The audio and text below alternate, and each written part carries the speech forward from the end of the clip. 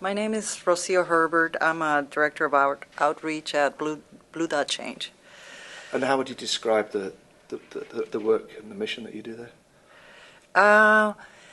Yeah, so I have a background besides software development is anthropology. So I'm really, and I work with a lot of indigenous people. So my concern is I want everybody to be a part of the conversation. So so my job is figuring out how to bring in communities and talk to people and I listen to what they have to say to us, because I want to include their concerns in our company, how we're structuring our company. I want to answer. This is such a big problem with methane. It's all over the area. It affects all of us.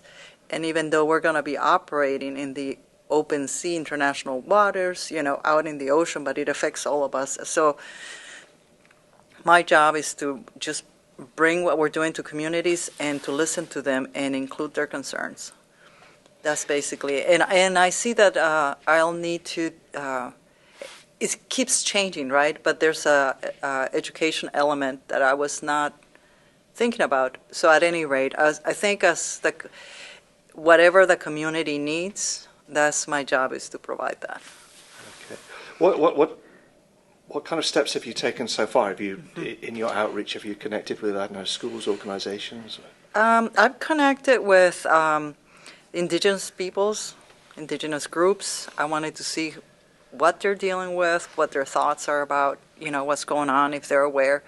It was very enlightening for me to talk with them, because they're in the front lines, so they're already dealing with the climate, and they're like, for them it's common sense that we put the gases in, we got to figure out how to take them out, and they're very comfortable with gases. They see gases coming out of cars, industrial areas. So for them is, they're cheering for us. They want to stay in communication, but they're all concerned about the environment. And I was just down there last March, and I interviewed this woman, and they just thanked me for what we're doing.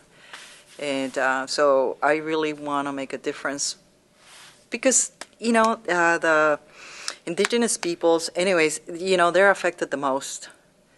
And so, and to answer your question, who am I?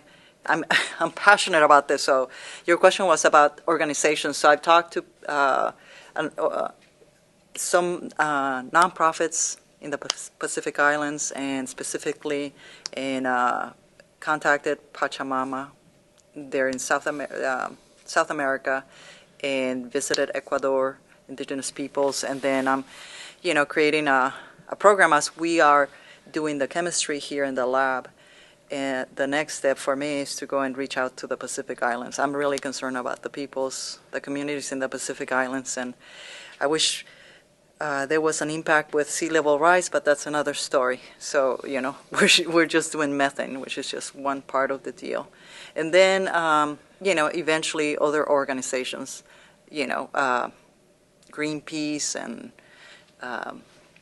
there's a whole slew of them. But for now, I'm starting with the communities where, ships are going by, and there's islands and so on, and indigenous peoples. That's right now my focus.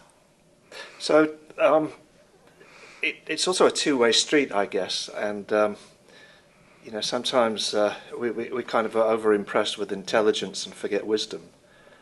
And a lot of the things that we hear from cultures that are most affected but least responsible have got wisdom that's worth sharing. Any thoughts on that? Yeah, that's really hard for me, because I can't agree more. And so what I want to do with those communities is, bring them in, be in the conversation. I mean, I get chills just thinking about it. It's just so unfair. So removing methane will improve health, reduce the rate of warming. So it should improve weather, where they can grow food and stuff like that. But I just want to be,